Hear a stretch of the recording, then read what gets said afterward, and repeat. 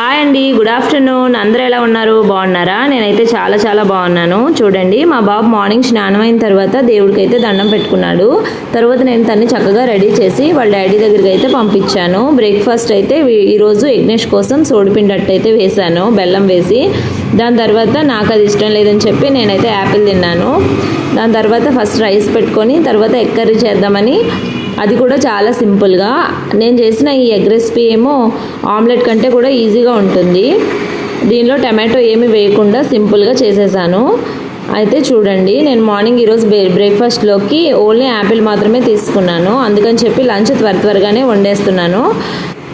నేను చేసిన ఈ ఎగ్ కర్రీ రెసిపీని ఫుల్ వీడియోగా అయితే షూట్ చేశాను. అది ఈ షార్ట్ వీడియో కింద మీకు లింక్ అయితే ప్రొవైడ్ చేస్తాను. మీకు ఇంట్రెస్ట్ ఉంటే ఆ లింక్ పైన క్లిక్ చేసి ఫుల్ వీడియోని చూసేయండి.